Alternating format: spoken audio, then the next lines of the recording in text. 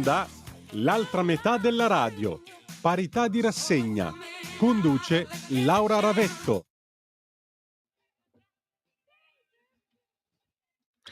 Certo, ogni lunedì dalle 15 alle 16 va in onda l'altra metà della radio di e con Laura Ravetto, accompagnata naturalmente da un giornalista che la segue e ci piace inseguire e che gli passa le vostre telefonate, perché il bello è che da questo momento potete entrare in onda con noi chiamando 0292 94 7222 o inviando un messaggio al 340 67 09 659. Diamo il buongiorno a Laura Ravetto.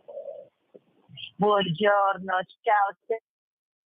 Sarà una puntata faticosa, mi scuso già sia con te, con gli ascoltatori, perché sono in treno, direzione Roma, perché domani in commissione abbiamo sia il decreto elezioni, sia continuiamo l'autonomia, e quindi sono in viaggio, per cui siamo una puntata on the road, spero la linea tenda. Dai, facciamo il tifo per la linea sul treno, anche se abbiamo imparato che a un certo punto, quando iniziano le gallerie e le montagne, aspetta e spera, ma chi lo sa, tutto è possibile. Intanto naturalmente chiediamo a Laura Ravetto come va, quali novità ci sono state per te negli ultimi giorni, stanno già dando un avviso, chissà che cosa succede. Sai che senso? Novità personali, novità politiche, che novità? Spiega meglio.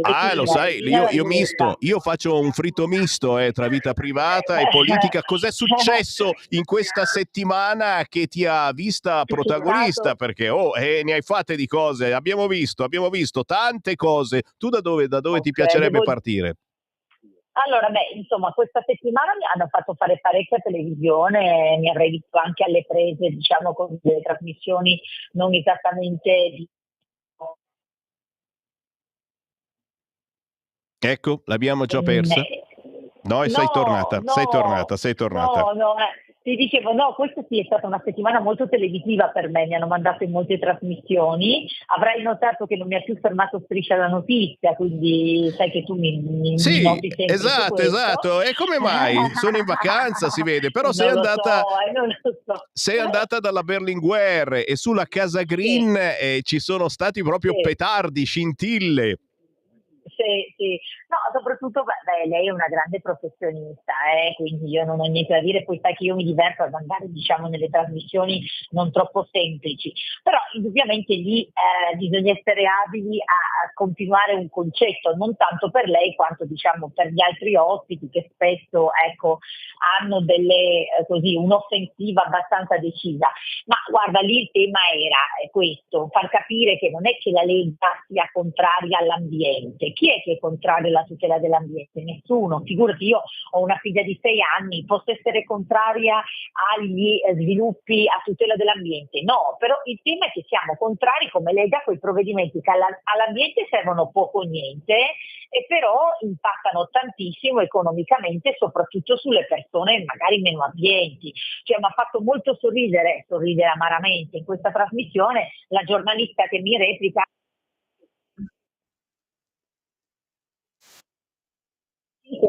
l'Italia è piena di ricchi, ma dove sono questi ricchi? E soprattutto di qua al 2050.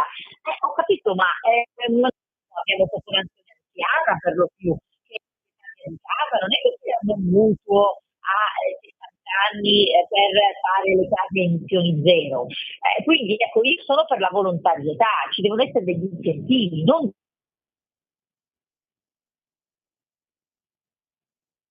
Sentito qualcosa? Sì, ogni tanto c'è un buco di qualche secondo, ma 30 minuti il succo di Ravetto è arrivato in questo senso, per cui insomma sull'argomento Case Green, che poi sta impensierendo anche parecchia gente, dobbiamo ricordarlo, in Europa la sinistra e il Movimento 5 Stelle hanno votato a favore e soltanto il centrodestra ha votato contro, ma all'interno del centrodestra, perdonami, adesso non voglio fare il leghista, celodurista a tutti i costi, però lo sono, e quindi anche all'interno del centrodestra comunque c'è differenza in vista delle elezioni dell'8 e 9 giugno, perché c'è qualcuno che vuole far comandare ancora quelli di prima. assolutamente. Adesso hai visto la von der Leyen ha fatto così qualche dichiarazione per tentare di recuperare il danno che ha fatto finora, no? Parlando anche lei di una più concrete. Alla fine delle ideologie green che ci hanno portato fino qui, sì, è chiaro che chi vota Lega tra l'8 e il 9 giugno vota sicuramente un partito che non farà nulla, si farà di tutto perché la von der Leyen non sia più la rappresentanza o comunque la guida di questa Europa. Parliamoci chiaro, dai, la Lega è l'unico partito anche nell'alleanza che cerca, dai, dobbiamo dirlo. Sì, e lo ripeteremo molte volte proprio perché è una bandiera differente. Ecco, centrodestra sicuramente può rifondare questa Europa dopo il voto dell'8 e 9 di giugno, ma attenzione perché c'è un certo centrodestra che vorrebbe ancora che guidasse l'Europa la stessa persona di prima. Ma intanto abbiamo aperto le linee 0292947222, sentiamo chi c'è in linea. Pronto? Buonasera, sono Luca da Colico. Poi Luca. Un caro saluto a tutti e un abbraccio alla signora Ravetto. Volevo dire questo. Abbraccia alla Ravetto, a me no però. E com'è sta cosa? Io ho parlato con lei sulle note di battiti, quindi sono autorizzato. Neanche un bacio, niente mi danno ormai, basta. Vai Luca, vai, Luca. Grazie. Volevo pregare la nostra cara Ravetto di stare molto attenta perché il diavolo è nei dettagli. Nel senso che, faccio una provocazione, questi annunci sul green non vogliono dire nulla, perché tutto sarà giocato sui parametri che saranno considerati tra qualche anno. Vi faccio un esempio. Io ho una casa in Sasso, qua a Colico, che è stata mediamente coibentata 20 anni fa, e se prendiamo la vecchia categorizzazione delle case, cioè quella passiva, cioè quanta energia ho bisogno per scaldare casa mia, un tot di kilowatt a metro quadro, io sono in categoria E, diciamo, EF, cioè ho una casa che consuma molta energia. Ma secondo le nuove categorie di energetiche, siccome io ho installato fotovoltaico, siccome ho un pellet, siccome ho una caldaia a legna, cioè quella biomasse che è un'energia rinnovabile, io sono in categoria A4, un'ottima classe energetica, mi spiego? Poi il fatto che io butti fuori CO2 e polveri sottili questo importa meno, perché adesso questa è la classificazione.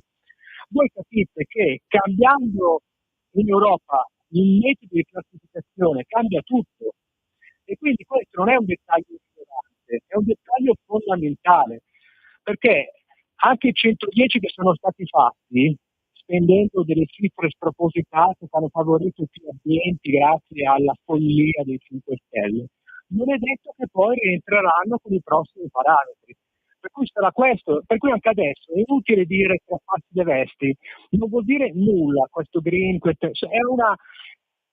con la Ravetto, politicamente se ci sarà ancora la von der Leyen sarà un disastro, perché ormai il green viene prima di tutto, perché serve, sappiamo bene a che cosa, però questa è la raccomandazione che vi faccio, state attenti ai parametri che saranno adottati, perché non è detto che saranno quelli attuali e cambierà tutto il gioco.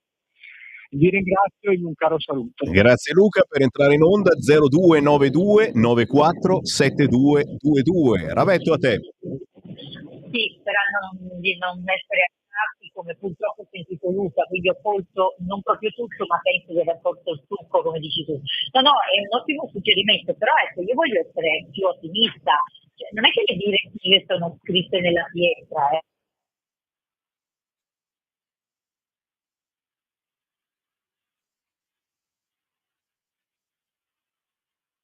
della Lega, perché per esempio se gli obblighi sono stati meno stringenti nei tempi e se sono stati esclusi i borghi, quindi diciamo le parti delle città centrali antiche, e questo è stato grazie all'iniziativa di partiti come la Lega. Ma ecco, io voglio essere ottimista, cioè questa è la chance per cambiare il voto all'Europa in questo senso.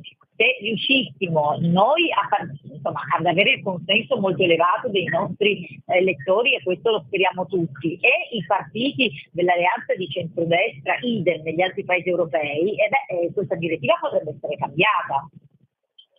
E noi naturalmente siamo qui a guerreggiare politicamente per cercare di cambiare questa direttiva sull'argomento casa, certamente, ma sapete bene che l'ideologia green sfiora anche tanti ambiti che purtroppo riguardano la nostra vita quotidiana. WhatsApp al 340 670 9659 in qualunque momento del giorno o della notte, ma se lo inviate adesso risponde per voi la deputata della Lega Laura Ravetto, oppure per entrare in onda 0292947222. Sì, domani è il 19 marzo, è la festa del papà e io naturalmente chiedo prima di tutto alla Ravetto se possiamo ancora festeggiare l'ultima festa rimasta per noi uomini, cosa ci abbiamo ancora, ridendo e scherzando, però è così, e soprattutto che cosa sta cambiando, che cosa deve cambiare. Ho visto che c'è stato un lieve aumento delle richieste di congedo, sapete la possibilità quando si hanno dei figli, e sto parlando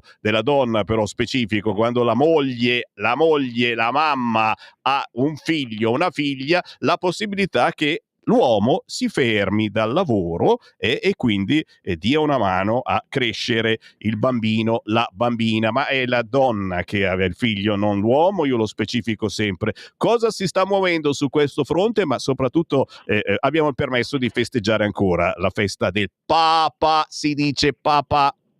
Sì, assolutamente, noi festeggiamo la festa del papà e non festeggiamo la festa del genitore 2, questo mi sembra chiaro, tanto meno del genitore 1, dai, diciamolo, perché chiaramente tra la mamma e il papà il genitore 1 sarebbe la mamma, e lo dico perché sono mamma, naturalmente sto facendo una battuta perché le parole mamma e papà ci piacciono, sono evocative e non possono essere cancellate, anche perché sarebbe di nuovo quella corsa alla cancellazione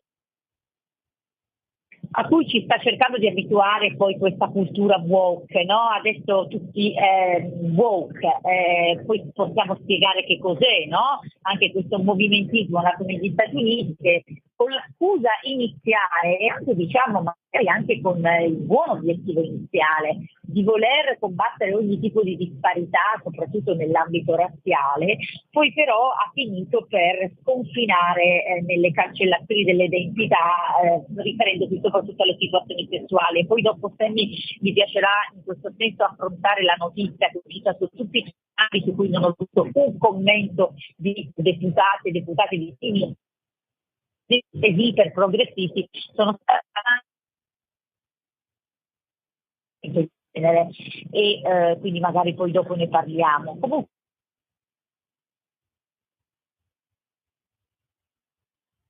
noi del centrodestra, ricordiamolo perché la sinistra lo dice da anni, non l'ha mai fatto, di far usufruire sia al padre che alla madre gli aumenti di congedo parentale.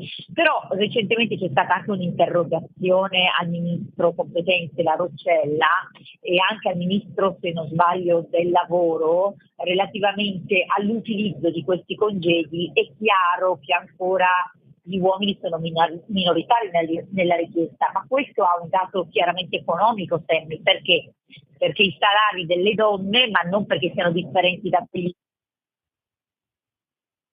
di livello, ma soprattutto perché i lavori delle donne sono ancora spesso lavori part-time o comunque meno retribuiti, è chiaro che poi chi rimane a casa di solito è quello con lo stipendio più basso, questo mi sembra ovvio, per cui bisogna anche lavorare molto sugli stipendi e sui salari femminili, a quel punto veramente ci sarà neutralità in chi di fatto usufruirà dei congedi, non so se sei d'accordo.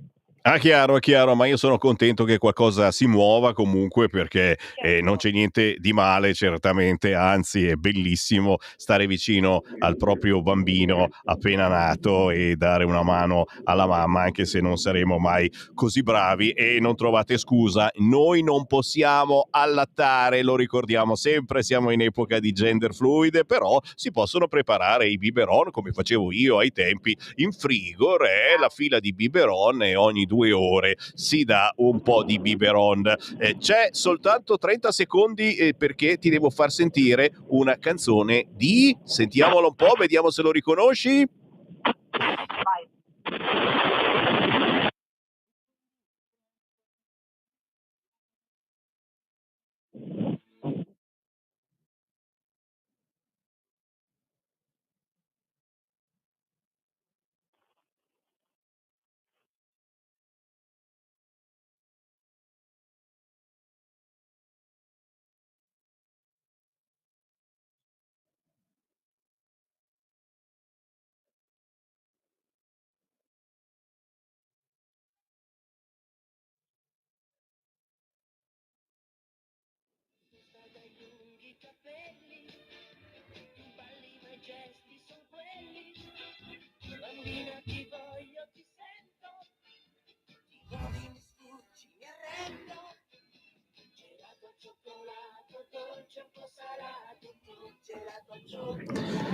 Ma certamente che lo abbiamo riconosciuto, è Pupo, gelato al cioccolato, il cantante preferito da Laura Ravetto, è vero? No, assolutamente no, ma in ogni caso colgo la provocazione. Però visto che questo è il nostro spazio paritario, diciamo che Pupo, la politica internazionale, già la discutete in tante altre belle trasmissioni con i colleghi. Invece io ci tengo molto, Sammy, a parlare di questa cosa. Avrai visto, sono stati banditi i farmaci per la disforia di genere, l'utilizzo dei farmaci per la disforia di genere in molti stati. Parliamoci chiaro, quei cosiddetti stati nordici considerati iperprogressisti, dove di fatto già agli adolescenti venivano dati questi farmaci per il cambiamento di sesso. Ma la cosa che va notata è che sui media occidentali la cosa è stata venduta come sono stati vietati perché sono dannosi. Ora, questo sarà anche vero, ma c'è un'altra verità che nessuno dice, che invece dobbiamo iniziare a dire. Sono stati vietati anche perché c'erano moltissimi casi di detransizioni. Che cosa sono? Sono quando una persona a un certo punto si pente della sua transizione da un sesso all'altro e vuole far marcia indietro, che poi è quello, Semi, di cui abbiamo sempre parlato noi. Cioè, massimo rispetto per chi non si riconosce nel suo corpo e vuole intraprendere un cambiamento, ma questo fatto di andare a trattare degli adolescenti, quando in adolescenza nessuno sa esattamente chi è, perché è tutto scoperta, è tutto decisione, è tutto indecisione, è cambiamento ogni 3 settimane. Era uno scandalo agire su dei ragazzi adolescenti e la nostra sinistra invece plaudeva, diciamolo Semi. Adesso fanno marcia indietro perché si sono resi conti, poi un adolescente cambia idea, ma se tanto tu lo sai, questo può diventare irreversibile. Quindi ecco, io vorrei che tutte le volte che ci hanno detto a noi della destra che eravamo oscurantisti su questi temi, solo perché valere il rispetto della persona e il buon senso, mi sarei aspettata che su qualche giornale italiano ci fosse un dibattito su questo. Hai letto qualcosa tu? Zero. Vedi la Ravetto, vola alto su Pupo. Io volevo farti sentire Pupo perché è andato a cantare al Cremlino, non avevo altre illazioni, no? Pupo ha cantato, ha fatto un concerto al Cremlino e nessuno gli ha detto niente. Però, sì, ma io non mi è sfuggita la cosa e ti ho detto che io non parlo qui di politica estera o di Pupo, parlo delle cose paritarie. Certo. Questi sono temi che stanno a cuore in questa ora. Quest'ora è dedicata a quella, perché è quello lo scopo di questa ora. Quindi mi sembra che questa sia una notizia assolutamente rilevante e vorrei che ci dicessero qualcosa anche gli ascoltatori. E lo stanno facendo, Laura, e ci ricordano che se all'estero è una moda che ha imperato, ma forse qualcuno si sta accorgendo dell'errore, adesso arriva in Italia, perché c'è stato prima l'ospedale Careggi di Firenze che bloccava la pubertà e adesso c'è il Policlinico Gemelli a Roma, l'ospedale del Papa, che ha aperto un reparto apposito. Pare che nessuno sapesse niente, marito e moglie che dovrebbero sapere che gestire la situazione non si parlavano, e hanno aperto proprio un reparto per curare la disforia di genere attraverso il blocco della pubertà. Per cui vergognosamente nessuno ne parla, ma si sa, se parli di certi argomenti come minimo ti paragonano al generale Vannacci. Lo so, però è grave perché, ripeto, io non mi sento un oscurantista, mi sento una liberale. Che ci sia un reparto dove persone che hanno già superato la pubertà e vogliono affrontare la transizione vanno è un conto, che si agisca sulla persone in pubertà o persone adolescenti lo ritengo uno scandalo e onestamente anche questa cosa del Gemelli mi risulta abbastanza incomprensibile, al netto del Papa o non Papa, cioè non è accettabile secondo me trattare dei ragazzi in adolescenza che ancora devono scoprire chi sono effettivamente e assecondare delle azioni che magari saranno radicate, e allora figurati, sarò la prima che dice che se una persona non si sente a suo agio, l'ho sempre detto, deve potersi modificare, ma se non dovesse essere radicata, e ripeto, la maggior parte no, però non mi ricordo, ma c'erano questi articoli stranieri, perché in Italia non ho letto niente,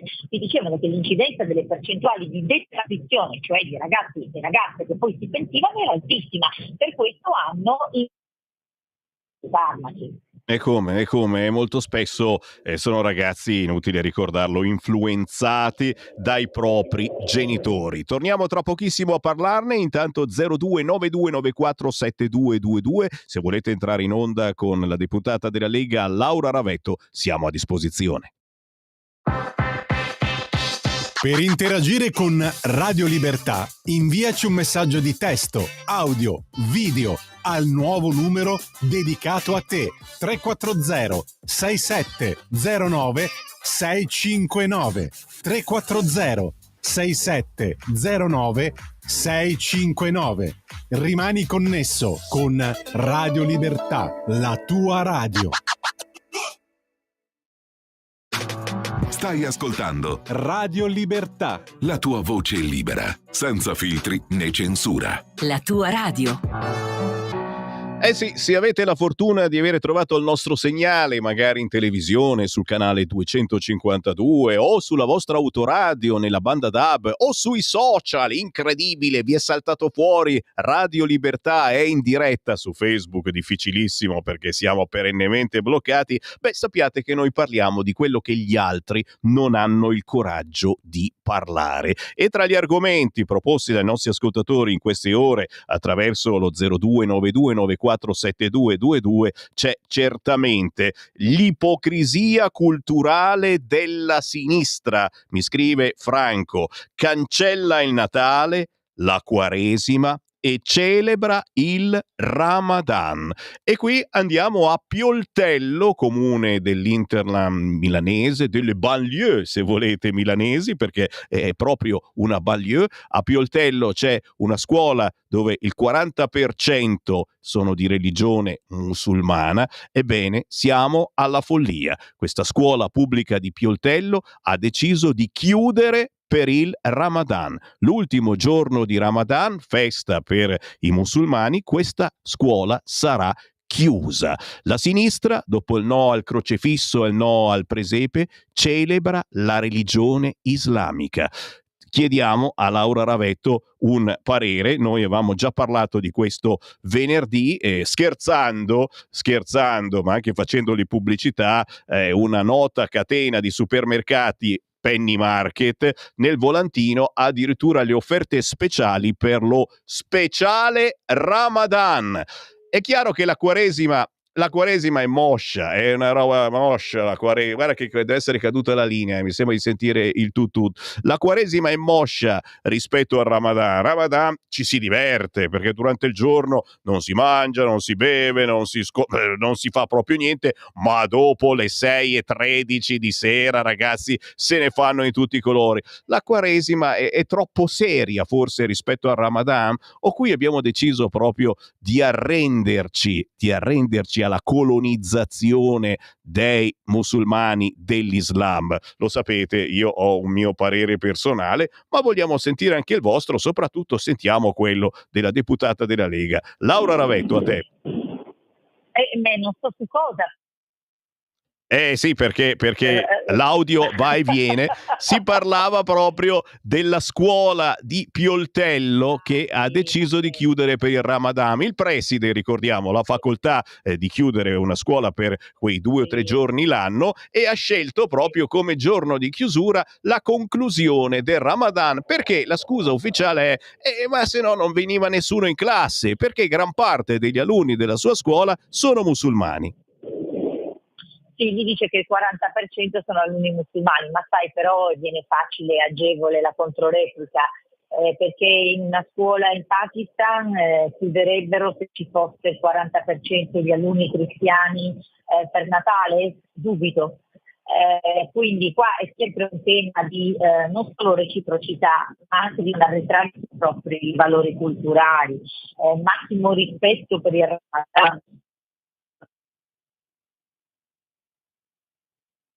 calendario scolastico.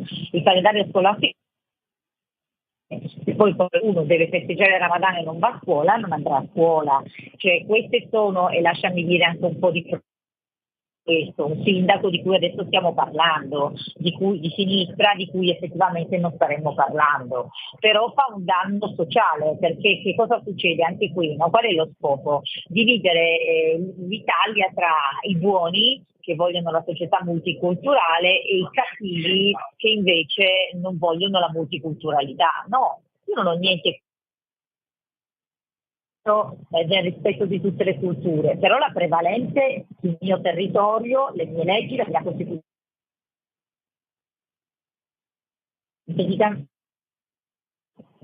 Non mi sentite più, eh? No, ti sentiamo e il succo. Il sindaco di Pioltello. Mi ha censurato il sindaco di Pioltello. No, il succo è arrivato e... No, e cioè voglio dire, è chiaro che anche tu ci vuole di nuovo dividere in tifoserie, no? I buoni e i cattivi. Io non mi sento una cattiva quando dico che la mia scuola è interprete dei miei valori e le mie regole. Se ha quel tipo di calendario si rispetta il mio calendario, non è che voglio dire sono più o meno illuminata se modifico il calendario rispetto ad altre culture, prima di tutto perché dovrei farlo per tutte e soprattutto educativo è quello, e quindi massimo rispetto per chi non ci sarà. Si potevano pensare eventualmente magari delle giustificazioni per i bambini che non ci vogliano andare, ma non vedo perché cambiare il calendario. Ti dirò di più, io fossi il ministro della salute con tutto il bene dell'istruzione, visto che nostro, anzi vi faccio un appello a Giuseppe, manderei un segnale chiaro, perché è vero che c'è l'autonomia scolastica, è vero che le scuole possono, purché garantiscano 200 ore l'anno di insegnamento, chiudere quando vogliono, ma questo secondo me è un segnale molto sbagliato, perché come dire faccio un passo indietro rispetto a quelli che sono le mie tradizioni, le mie culture, questo non va bene. Chiaro, e su questo fronte c'è qualcosa che si muove, la Lega è proprio intervenuta, chiaramente con tutto il rispetto per chi ha altre religioni, ma mettersi a festeggiare un'altra religione in una scuola che comunque ha un nome anche di un bambino pakistano divenuto eroe perché si è ribellato al fatto che in quei paesi ci sia sfruttamento del lavoro minorile, diciamo che chiudere la scuola per il Ramadan è un po' troppo.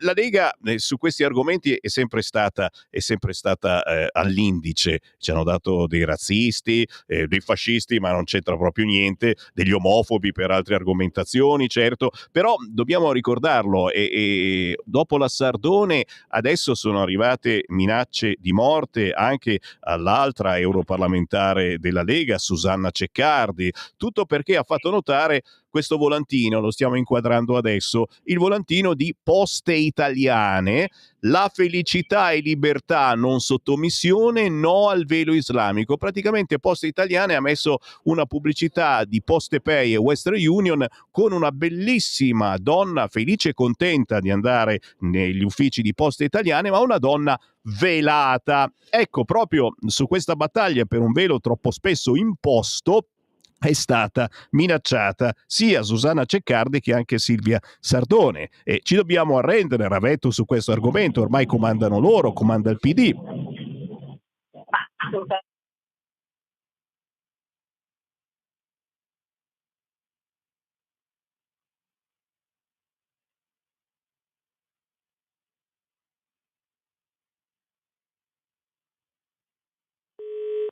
Questa volta è proprio caduta Laura Ravetto, ci scusiamo con i nostri ascoltatori, ma si trova, l'avrete capito, in treno sulla famosa tratta verso Roma che quando arrivano le gallerie si blocca, ma ormai abbiamo imparato a conoscere questo problema che si ripete quasi quotidianamente, almeno con un parlamentare al giorno, con un responsabile al giorno. Sammy, è vero? Sammy, Sì? Sammy, Allo?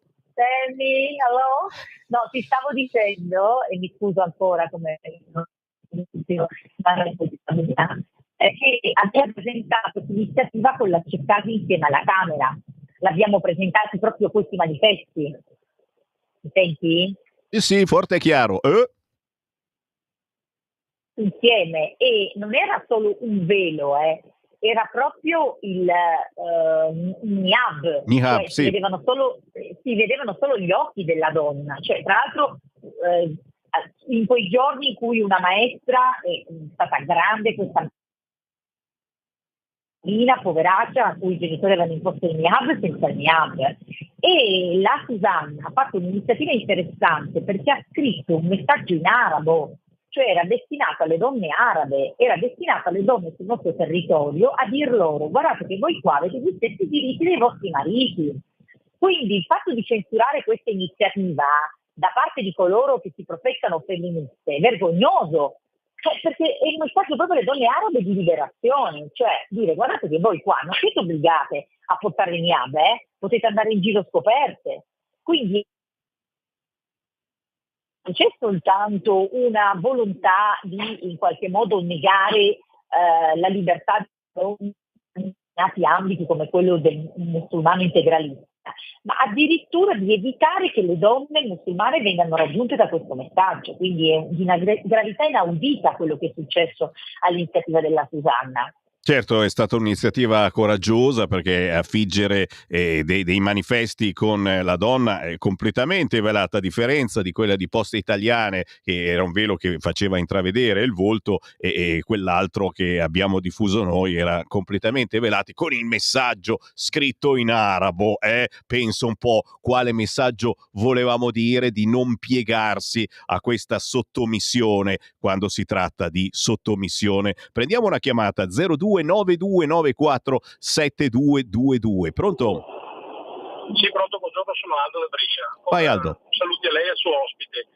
Una domanda magari sempre stupida, ma nella Costituzione italiana non c'è scritto che è proibito andare con viso coperto in locali pubblici, musei e via dicendo? Se c'è una legge, uno Stato laico, facciamo rispettare, punto e basta. Non vedo il problema, grazie. Ravetto. Caduta di nuovo, la riprendiamo al volo. E sempre a questo proposito, l'altro giorno ne parlavamo anche con il sindaco di Sesto San Giovanni, che denunciava che molte volte le donne non aprono più la porta al postino o semplicemente, se ci sono delle raccomandate degli atti, non ritirano gli atti, le notifiche che vengono trasmesse via posta vengono respinte perché le donne islamiche non aprono ai messi comunali maschi. Cioè, se il postino è un uomo, la donna islamica non gli apre. Perché? Perché ha paura certamente che il marito si arrabbi. Hai aperto la porta a un uomo. Cose dell'altro mondo. Laura, ci sei? Sì, ci sono. No, scusami, stavo rispondendo appunto a Aldo, che in realtà più che la Costituzione, perché ci sono valori nella Costituzione di sicurezza, scritto che nessuno nel nostro paese può andare a volto completamente coperto per ragioni di sicurezza, appunto, e quindi tantomeno con il velo. Qual è il problema? Che as usual, come al solito, ci sono state delle sentenze interpretative che talvolta hanno negato questo, diciamo, principio come genericamente applicabile alle donne velate. È per questo che la Lega, io stessa l'ho firmata, ha delle proposte legislative per il divieto del niab. Anche se, ripeto, è già nella nostra legge, visto che purtroppo ci sono state delle sentenze interpretative, secondo me è bene esplicitarlo. Quindi la risposta è sì, in teoria c'è già. In pratica i giudici talvolta se ne sono discostati.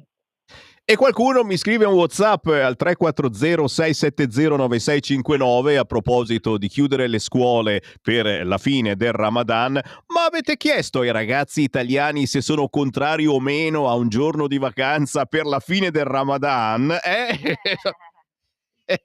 Forse sarebbero anche contenti, almeno io lo sarei stato e avrei pure cantato Ramadan, facciamo un Ramadan, basta non vedere la prof di matematica. Chi c'è in linea? Pronto? Pronto, buongiorno. Ciao. Senta, io volevo parlare con la nostra grandissima deputata Ravetto, Grazie, che carina, l'ascolto grazie, sempre, sono qua. molto brava, anche in televisione, molto brava.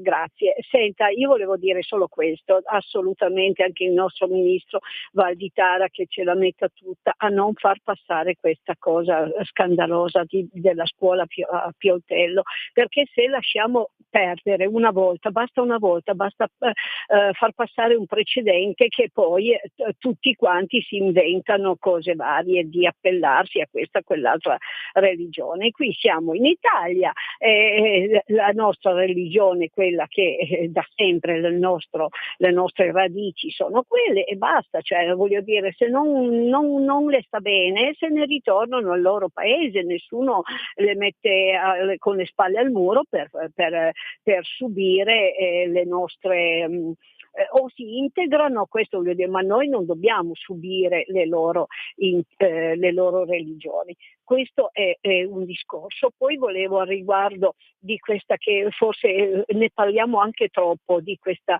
pubertà che vogliono cambiare sesso, secondo me dovrebbe un po' passare un po' sotto traccia, perché secondo me tutte le cose, quando uno ne parla tanto, diventa poi come una moda, no? Più ne parli, più diventa una moda.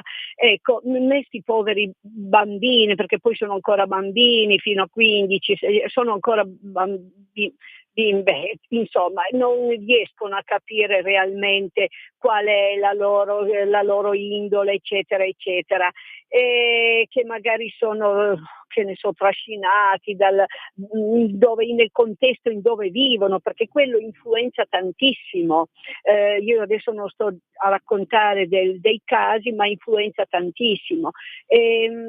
Quindi direi di non parlarne di non dare troppo risalto e poi di fare molta attenzione a non assecondare questa cosa, perché sti bimbetti devono essere aiutati, accompagnati, ma non spingerli come si dice, noi lo diciamo alla baravantana, cioè di qua o di là dove tira il vento. Ecco, scusate, grazie. Ma che, grazie a lei, e Grazie a ricordiamolo lei. che molto spesso sono i genitori a insistere su determinate argomentazioni. Abbiamo parlato di cambio del sesso, di disforia di genere, blocco della pubertà, ma anche sul fronte Islam abbiamo sentito nelle scorse settimane di genitori che obbligavano la bambina delle scuole elementari ad andare a scuola con il velo, cosa sbagliata e sottolineata anche dalle stesse congregazioni islamiche, perché la bambina così piccola non può portare il velo. Quindi siamo a volte noi genitori che inculchiamo in maniera sbagliata le cose ai nostri figli, e in alcuni casi magari ci sarebbe bisogno del famoso psicologo del PD. A proposito, da oggi c'è il bonus psicologo, lo diciamo agli amici della Basilicata, del PD e del Movimento 5 Stelle, è meglio che ci facciate un giro. Ravetto, a te. Sì, no, guarda, proprio perché il problema può venire dalle famiglie, la scuola non deve arretrare, proprio per questo non deve arretrare. E quindi sono molto d'accordo con la signora che ha chiamato prima. E faccio anche un altro esempio. Oggi è la scuola, ma domani potrebbe essere l'ospedale. Allora, che arriviamo a dire? Che se ci fosse il 40% di medici ospedalieri che deve fare il Ramadan, chiudiamo l'ospedale? E quindi non garantiamo le cure a chi sta male, se uno prende l'infarto non lo curiamo, perché poi portate agli eccessi queste cose succedono. Quando tu dicevi del nesso comunale, ma tu lo sai che a Londra se un uomo musulmano si sente male, ma questo non è che me lo sono inventato, lo so perché me lo raccontano le mie amiche che vivono a Londra, non si fa toccare da una donna medico? Questo portato agli estremi significherebbe che se ci fossero il 90% di pazienti musulmani le donne non potrebbero più fare i medici, perché non avrebbero nessuna valenza, perché questi si rifiutano di farsi curare dalle donne. Cioè sembrano delle robe puramente così di speculazione intellettuale, ma poi si traducono in effetti nella routine e nella vita di tutti, quindi sono molto d'accordo. Sulla disforia di genere io non è che ho detto che bisogna parlarne, ho detto che però visto che ne hanno parlato tanto, quando c'è una notizia che dice che poi i farmaci sono dannosi e che ci sono molte detransizioni, perché appunto come ci diceva giustamente l'ascoltatrice, i ragazzi in quella fase non sanno che cosa sono, che cosa vogliano diventare, e quindi è dannosissimo portarli in un percorso di questo tipo. Ecco, questa non è stata data come notizia. C'è il rischio che diventi una moda, e infatti purtroppo ne parlano più troppo, sì. E noi ne parliamo in modo diverso e anzi, chi ha coraggio può entrare in onda anche in questo momento con l'argomento che preferisce, chiamando 0292947222. Dall'altra parte del telefono c'è la deputata della Lega, Laura Ravetto. Ma Erminio, preoccupatissimo, dice: io sarò prevenuto e complottista, ma secondo me c'è qualche progressista comunista che disturba Radio Libertà. Ma no, Erminio, tu in te, perché io allora ma mi sembra che io stia campionando, ma non è vero, uno scherzo. È la Ravetto che ogni tanto si blocca perché si trova in treno. Quante sta subito pensano sarà male. Sarà progressista al treno.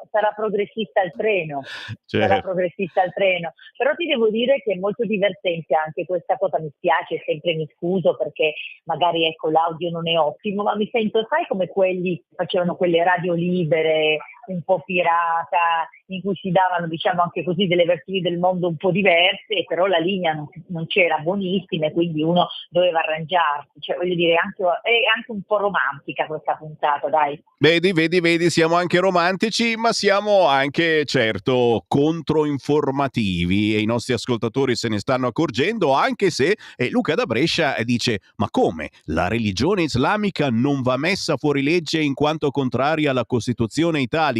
Articolo 19. Tutti hanno diritto di professare liberamente la propria fede religiosa in qualsiasi forma, individuale o associata, di farne propaganda e di esercitarne in privato o in pubblico il culto, purché non si tratti di riti contrari al buon costume. Staremo a vedere. Non bisogna esercitare le proprie religioni, però io ho detto un'altra cosa, e cioè che noi siamo uno Stato laico, ok? E che abbiamo dei valori costituzionali che sono superiori a qualunque religione, e uno è sicuramente quello della parità tra uomo e donna, e nella parità tra uomo e donna c'è il fatto che la donna non deve andare in giro in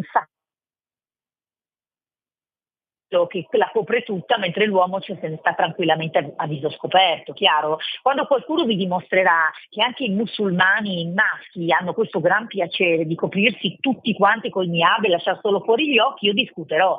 Quando vedo che una religione fa questo solo alle donne, io non discuto più. Ci arriviamo, per il momento abbiamo cominciato a mettere la gonna, poi vediamo in futuro, chi lo sa.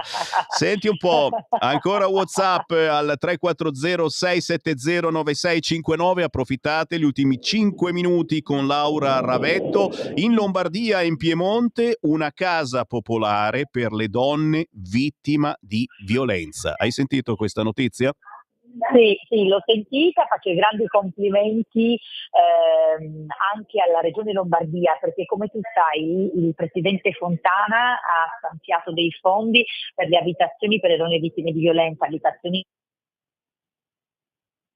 individuabili, secretati, è importante. Poi però, tu lo sai perché noi facciamo sempre informazione a tutto tondo, è importante nella prima accoglienza della donna. Poi però io sono una di quelle convinte che dopo, e anche questo sta facendo Regione Lombardia, si debba aiutare l'inserimento di nuovo nell'ambiente in cui la donna vittima di violenza era, o meglio, deve essere l'uomo che fa violenza che deve essere sbattuto in carcere, non lei che deve essere nascosta in qualche posto lontano dai suoi cari, dai suoi amici. Quindi lei poi deve poter tornare in strada, nella sua casa, nelle strade dove abitava, dove lavorava prima, senza avere paura.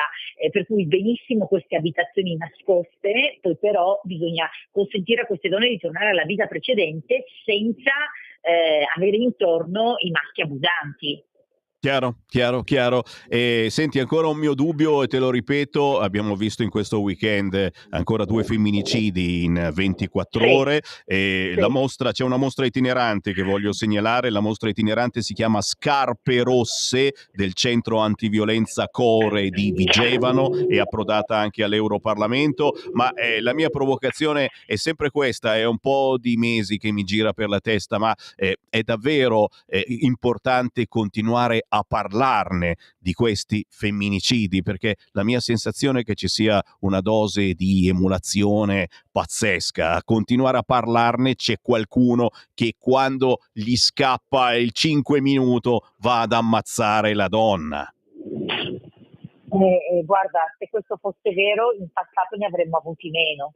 Invece ormai da 17 anni che sono in Parlamento che si registra un femminicidio praticamente ogni 3 giorni.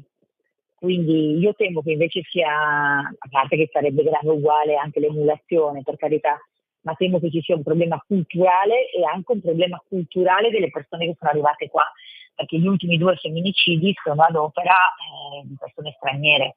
Quindi non c'è un tema soltanto nostro, che poi è un tema europeo, come ci diciamo sempre, ma c'è anche un tema di chi arriva e che spesso viene da paesi dove addirittura la violenza sulla donna è diciamo decisamente praticata. È una cosa capisco che è inaccettabile e che guarda, le uniche ricette che vedo oltre a quella culturale sono quella che mi dicono le forze dell'ordine, cioè trovare delle risorse, anche se sembra quasi una sconfitta dover mettere dei dispositivi addosso alle donne per poter chiamare immediatamente le forze dell'ordine, sembra quasi una sconfitta, no? E invece mi dicono le forze dell'ordine che è l'unico vero sistema. Cioè, recentemente abbiamo ascoltato in audizione alla Commissione Femminicidio generale che ci ha spiegato che loro hanno fatto questo protocollo con questo smartwatch, quindi con questo orologio a donne che avevano già subito stalking e questo è uno smartwatch immediatamente riconducibile alla stazione di polizia e loro si precipitano perché è uno smartwatch che da una parte registra immediatamente se il soggetto abusante ha un braccialetto elettronico la vicinanza e la polizia parte subito, oppure può essere attivato dalla vittima se appunto si trova in pericolo. E ovviamente comporta dei costi alti, pensare di darlo a tutte le donne che hanno avuto delle disavventure da questo punto di vista che poi possono culminare in violenza e probabilmente per le casse dello Stato infattibile, però bisogna iniziare a investire lì. Ripeto, lo ritengo una sconfitta perché che non si possa procedere dal punto di vista culturale scuotendo questi maschi che ci fanno questa violenza e naturalmente lo diciamo sempre senza generalizzazioni perché la maggior parte degli uomini non sono così, però evidentemente bisogna procedere così a tutela della donna. Io sai che sono sempre una che si lamenta quando la donna viene descritta come fragilità da proteggere, ma in questo caso mi arrendo e ti dico sì, bisogna mettere in atto dei sistemi di protezione e quindi trovare le risorse. Un sistema può essere proprio il Nijab, chi lo sa. Pina da Monza si lamenta che c'è questa sua nuova vicina che va in giro completamente coperta, si vedono soltanto gli occhi e nessuno gli dice nulla e nessuno sa che cosa c'è sotto, chi c'è sotto, chi lo sa, fa anche paura. Ma io ti saluto con l'ultimissima notizia: a Busto Arsizio c'è l'unico gruppo necroforo tutto al femminile, tutte donne che fanno le becchine. La cosa più difficile, più complicata, hanno detto nell'intervista, è chiudere la bara, perché comunque è sempre un lavoraccio. Una trasmissione che dovrebbe professare la parità, quindi teoricamente dovremmo voler vedere anche il 50% di becchini. No, solo donne, solo donne.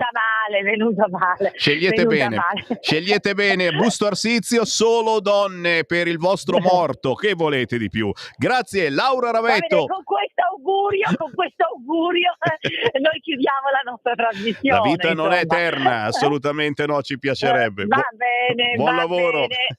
Ciao. Ciao, anche a te. Ciao.